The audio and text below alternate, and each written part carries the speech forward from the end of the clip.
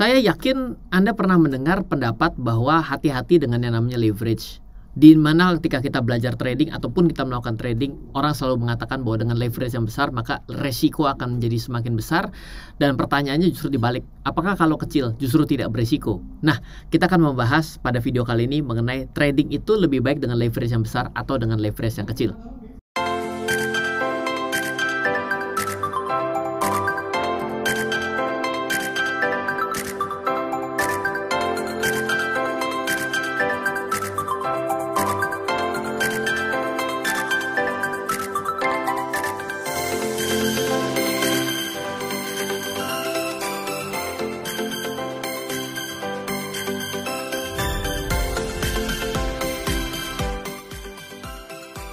Welcome back di RF Channel on YouTube, back with Ryan Filbert. Setiap hari Senin tentunya sudah kembali bersama saya, RF Channel dan juga Okta Invest Sama Berjangka, di mana Okta Invest Sama Berjangka atau Okta.id, platformnya bernama Okta.id, adalah salah satu pialang berjangka yang terdaftar dan diawasi Bapepti di Indonesia yang sudah mengedukasi masyarakat Indonesia bersama dengan RF Channel dan juga dengan saya selama kurang lebih 2-3 tahun terakhir belakangan di RF Channel. Nah, satu yang ingin kita bicarakan kalau kita melakukan trading forex, di mana Okta.id adalah salah satu pialang berjangka untuk melakukan trading pada mata uang, komoditi, dan indeks, juga mungkin akan mendapat nasihat yang sama kalau mau trading di Okta.id, yaitu adalah hati-hati dengan leverage.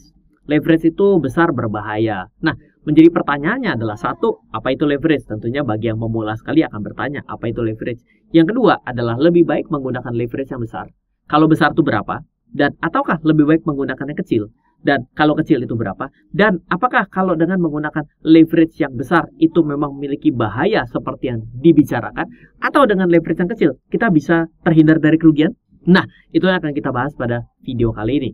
Sebelum kita mulai, maka selalu saya informasikan bahwa ini adalah kanal edukasi. Kami selalu berupaya untuk menghindari kata-kata rekomendasi dan memberikan suatu rekomendasi kepada sebuah posisi untuk dibeli ataupun dijual, baik pada saham, baik pada kripto, baik pada mata uang, baik pada komoditi, baik pada indeks. Kenapa? Karena yang penting adalah know-how-nya, bagaimana agar kita mengerti mengambil sebuah keputusan dibandingkan mengikuti sebuah saran orang lain. Kenapa? Karena ketika saya membeli, bisa jadi ketika malam hari saya jual, saya tidak sempat untuk bicara. Tidak sempat untuk kasih tahu. Apa akibatnya? Ya, akhirnya saya sudah keluar tanpa kerugian, yang mengikuti sebuah saran justru malah terkena kerugian. Itulah yang pentingnya untuk mengetahui sebuah dasar pengambilan keputusan dibandingkan Anda ikut-ikutan untuk shortcut mengambil yang namanya sebuah advice atau sebuah rekomendasi. Itu adalah disclaimer-nya. Kita mulai. Leverage jangan besar, karena leverage besar adalah bahaya. Kira-kira satu statement kira-kira seperti itu. Pertanyaannya, apakah itu benar? Iya dan tidak. Sekarang, mari melihat ke layar, perhatikan dengan baik. Yang kiri dan yang kanan adalah sebuah posisi pembelian yang sama pada harga. Kenapa? Harga yang berbeda akan menghasilkan suatu kondisi yang berbeda. Logikanya gimana sih, Ren? Logikanya gini. Kalau Anda membeli properti dengan harga 100 juta, ya, dan Anda membeli properti dengan harga 1 miliar, andaikan daya ungkit yang digunakan adalah uang bank, maka bila katakan uang bank itu akan membiayai untuk pembelian properti Anda adalah 90%, maka untuk properti yang 100 juta, Anda hanya dibiayai 90 juta oleh bank. Yang kedua, ketika membeli sebuah properti dengan 1 miliar, maka 90% yang dikeluarkan uang bank adalah 900 juta. Betul? Berarti, walaupun daya ungkit sama-sama yang digunakan adalah uang bank, leverage adalah daya ungkit, ternyata dengan pembelian strike price atau nominal pembelian yang berbeda, akan menghasilkan suatu leverage yang berbeda. Leverage-nya yang mana? 90%-nya pakai uang bank, 10%-nya bayar sendiri, self-financing. 10% dari 100 juta keluar uang 10 juta. Kalau dari 1 miliar keluar uang 100 juta. Leverage sama-sama 90%.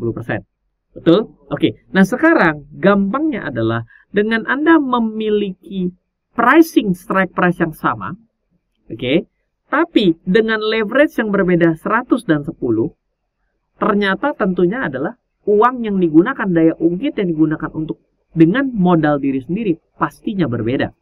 Ingat, Ketika kita 100 juta dan 1 miliar, dengan daya ungkit yang sama, ternyata modal sendiri berbeda.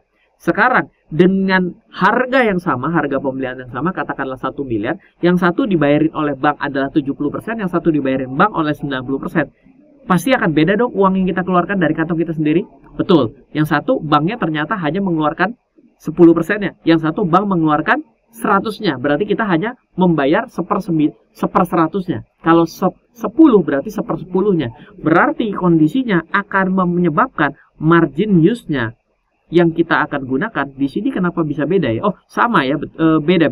Ini 5432,1, 543,21. Maka secara otomatis dengan nilai pembelian yang sama pun dengan leverage yang berbeda akan menyebabkan margin yang digunakan berbeda. Clear di sini. Anda mungkin juga akan bertanya begini, loh Ryan, kenapa margin use-nya kan berbeda nih di sini?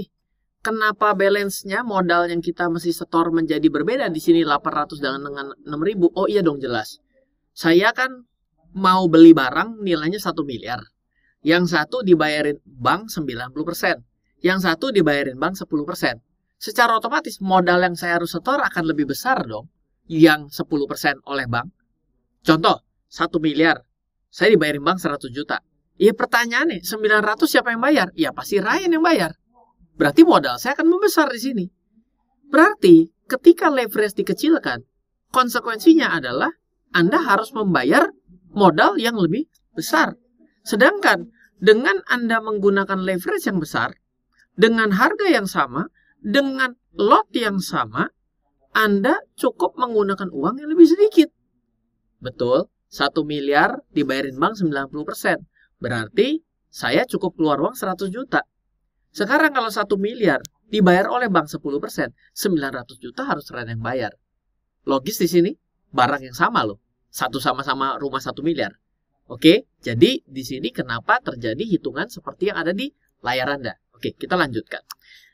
Kenapa ya bisa begitu jauh selisihnya? Karena leverage hanya berurusan pada modal awal untuk kita membuka pada posisi tersebut. 1/10 adalah kita menyiapkan 10% atas posisi yang kita beli. 1/10 kali 100%, 10%, betul? Sedangkan 1/100 adalah 1/100 dikali 100%, artinya 1% atas posisi yang kita beli.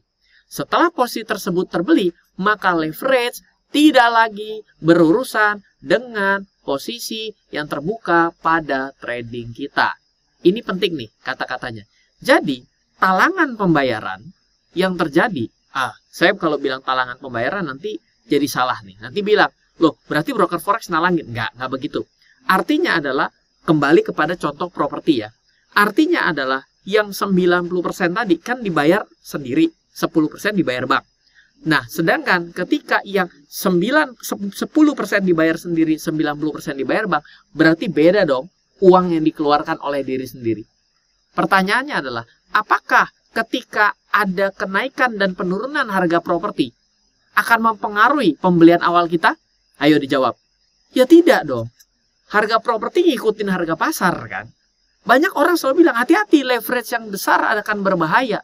Bahayanya justru nggak ada. Kenapa? Nggak ada suatu hal yang mempengaruhi bahaya dan tidak dengan leverage yang besar. Emang kalau dihutangkan 100% sama bank, bahayanya apa? Bahaya pada bank. Betul? Apakah membuat kalau yang dibayarin bank lebih banyak, membuat harga propertinya susah naik? Nah, sama ketika Anda menggunakan leverage yang besar 1/100 dibandingkan 1/10. Apakah akan menyebabkan harga euro US dollar akan menjadi sulit naik? Apakah membuat euro US dollar akan menjadi gampang turun? Tidak loh. Kenapa? Karena naik dan turunnya tidak lagi dipengaruhi atas pembelian pertama kali. Oke, maksudnya bagaimana? Kembali kita lihat posisi dengan leverage yang tadi. Perhatikan pada margin call.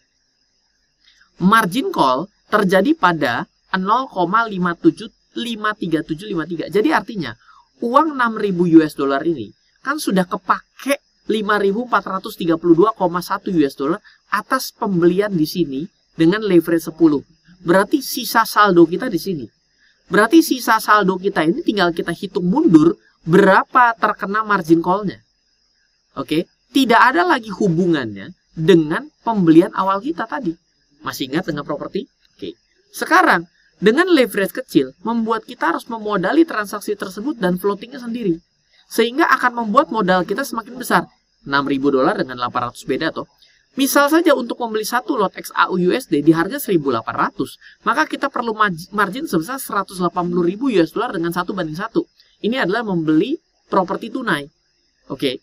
Sedangkan bila harga XAU USD turun ke 1.400, kita perlu $40.000 untuk mempertahankan posisi tersebut untuk tidak terjadi margin call. Kalau kebingungan atas materi video kali ini, harus mengikuti seri Senin sebelumnya dari video ini rilis. Oke.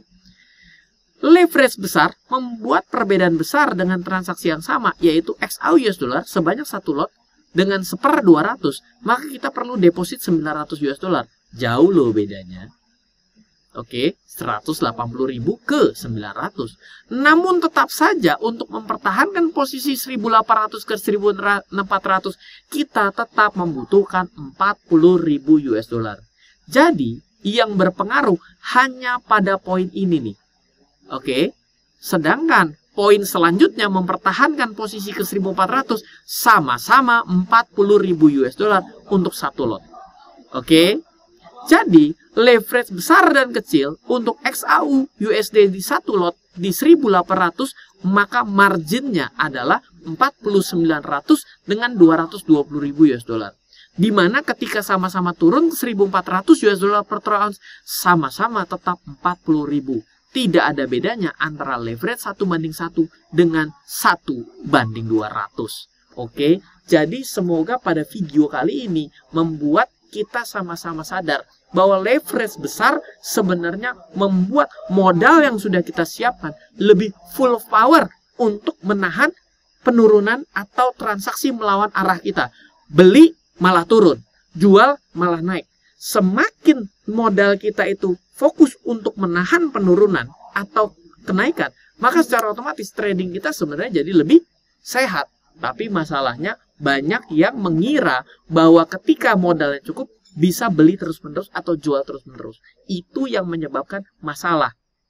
Oh, saya sudah bisa nyicil properti 1 miliar. Ya udahlah, karena banknya kasih, saya akan cicil lagi properti kedua, cicil lagi properti ketiga, cicil lagi properti keempat. Di sini masalahnya sebenarnya. Apa? Mengakumulasi jumlah tanpa kemampuan yang ditambah. Kalau misalnya dengan pendapatan yang sama, cicil properti 1 sama cicil properti 4, mana yang lebih berat? Yang 4 sudah pasti. Itulah yang terjadi dengan hati-hati dengan leverage besar. Tapi ketika kita bisa memanage itu dengan mempertahankan rasio di dalam diri kita, maka leverage besar dan kecil tidak menjadi masalah. Malah lebih bagus leverage yang besar. Semoga video ini bermanfaat, bagikan kepada orang lain yang ingin mempelajari terkait dengan trading, karena trading itu ya banyak juga yang menggunakan leverage dan juga menggunakan margin, adalah suatu hal yang biasa dalam trading, namanya juga dagang. Dan bila Anda merasa manfaat baik sekali diberikan pada kanal ini, bisa bagikan kepada orang lain, termasuk dengan video ini juga. Selama hampir 2-3 tahun terakhir, Okta Invest Sama Berjangka bersama RF Channel on YouTube selalu mengedukasi terkait dengan trading yang baik dan benar. Kenapa? Karena Okta.id adalah salah satu pialang berjangka terdaftar dan diawasi Bapepti di Indonesia yang menginginkan Anda trading dengan sehat, baik, dan benar. Semoga selalu bermanfaat. Sampai ketemu di hari Rabu untuk live trading dan materi selanjutnya setiap hari Senin. Bye-bye. Halo, terima kasih sudah menyaksikan video di RF Channel on YouTube. RF Channel adalah channel edukasi untuk kita secara bersama-sama belajar dan mendapatkan aktualisasi mengenai investasi, keuangan, dan bisnis bersama saya, Ryan Filbert, dan tim.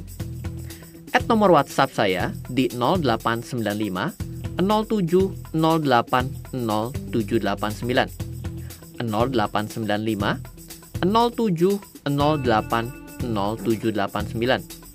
Download aplikasi MyRF di Android atau iOS untuk mendapatkan artikel dan tema-tema khusus mengenai edukasi investasi, keuangan, dan bisnis pada aplikasi MyRF sekarang juga. Setiap bulan, saya bersama dengan tim memiliki kelas, mulai dari belajar trading dengan analisa teknikal, yang strateginya bisa Anda terapkan pada seluruh market, mulai dari saham, forex, hingga cryptocurrency, atau kelas investasi saham bernama Fundamental Camp. Untuk mengetahui kelas lainnya, dan bertanya mengenai kelas, hubungi tim sekarang juga di 0852 882 6187. Sekali lagi, 0852 882 6187. Semoga terus bermanfaat. Dari saya Ryan Filbert, salam investasi untuk Indonesia.